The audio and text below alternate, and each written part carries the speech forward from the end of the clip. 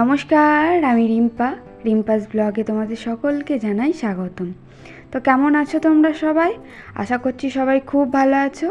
আমিও বেশ ভালো আছি। আজকে সোমবার, শ্রাবণ মাসের 27 তারিখ, আর এটাই শেষ সোমবার শ্রাবণ মাসের।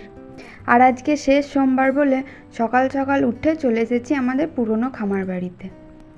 মা বলল আমার লাগানো টগর গাছটাতে অনেক ফুল ফুটেছে, তাই সেই ফুলগুলোই তুলতে এসেছি। আর এই ছোটো বালতিটা দেখছো, এটা হচ্ছে আমার সেই ছোটোবেলার খেলার বালতি। তো ওই বালতিটাতেই মা এখন ফুল রাখে, তো আমিও ওটা নিয়েই চলে এসেছি ফুল তোলার জন্য। দেখো, বালতি ভরে ফুল ফুটেছে আজ গাছটাতে। এই ছোট প্রজাপতিটা দেখছি মধু খাচ্ছে, তাই ওর জন্য এই কটা ফুল আমি রেখেই দিলাম। জানো তো, আমি ছোটো থেকেই না খুব ফুল তুলতে পছন্দ করি।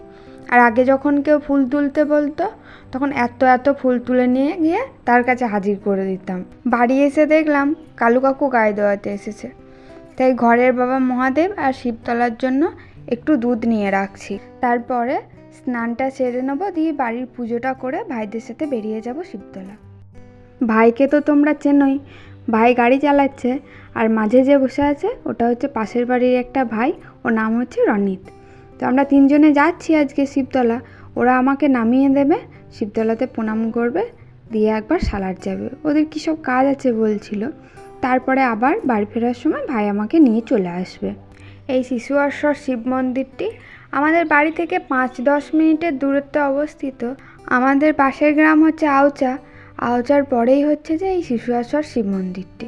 জানো, আগে ছোটোবেলায় ঠাকুমার সাথে মাঠে মাঠে হাঁটতে হাঁটতে চলে আসতাম এই শিবতলাতে পুজো দিতে। শেষ সোমবার আজ শ্রাবণের, তাই লোকজনের যে ভিড় হবে সেটা বুঝতে পেরেছিলাম, কিন্তু তাই বলে যে এত প্রচণ্ড ভিড় হবে সেটা সত্যিই বুঝতে পারিনি। আমার মা, ছোটো মামিমা ওরাও আসছে আজকে শিবতলা। তো আমাকে বলেছিল পুজোটা দিয়ে দিতে। আমি যদি ফলটা নিতে না আসতাম তাহলে হয়তো আর আজকে পুজো দেওয়া হতো না, ফলটা আর পেতাম না। তারপরে শিবতলাতে ঢুকে ঢুকে দেখছি মিষ্টু আর অরিজিৎ ওরাও এসেছে।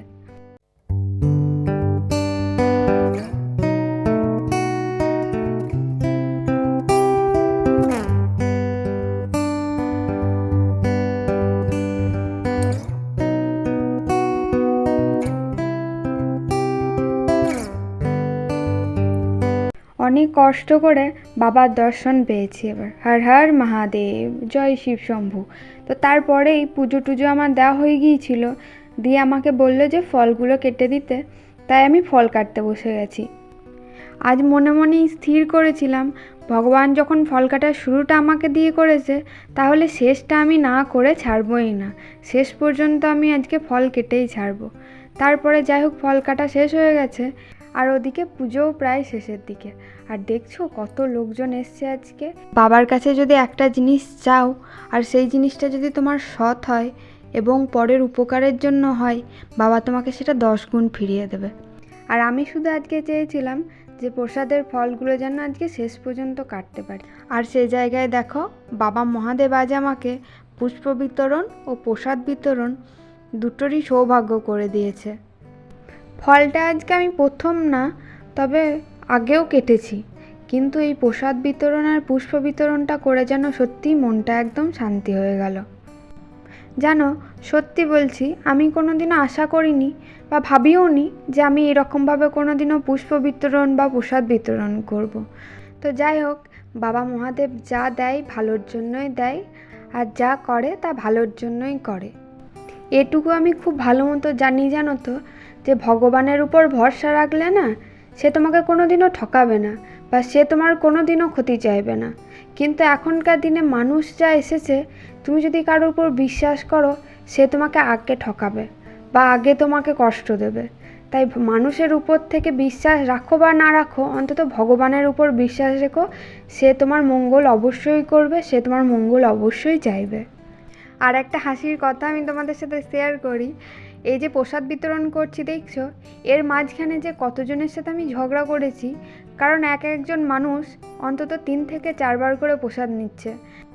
এটা শিবতলার নাট মন্দিরের ভিতর, এখানে মারা বসে বসে দেখলাম মুড়ি খাচ্ছে।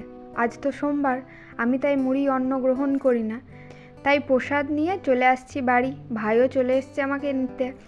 ওখানে অতক্ষণ ছিলাম আর ফল কেটে দিলাম, সেই জন্য আমাকে কিছু গোটা ফলের প্রসাদও দিয়েছিল। আর বাড়ি আসার আগে একবার বাবা মহাদেবকে প্রণাম করে তারপরে বাড়ি ফিরে যাচ্ছি এখন।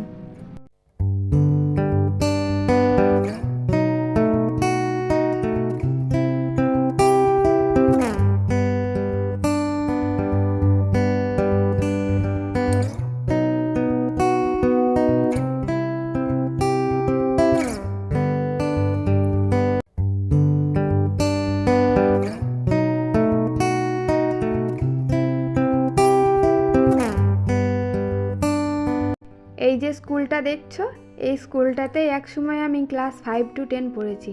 আর এই উপরের ঘরগুলোতে তখন 5, 6, 7, 8-এর ক্লাস হতো।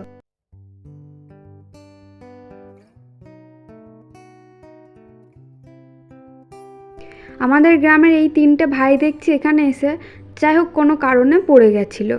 তো যাই হোক ওরাও বাড়ি চলে গেছে আর ভাই আর আমি বাড়ি ফিরছি। আর এটা হচ্ছে আমাদের পুরনো একটা সন্ন্যাসীতলা আওচাতে, বাবা মহাদেবেরই আর এক রূপ। তো চলো আমরা এবার বাড়ি যাই।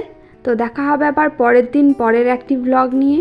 ততক্ষণের জন্য সবাই সুস্থ থাকবে, সাবধানে থাকবে, ভালো থাকবে, কাছের মানুষগুলোকে ভালো রাখবে।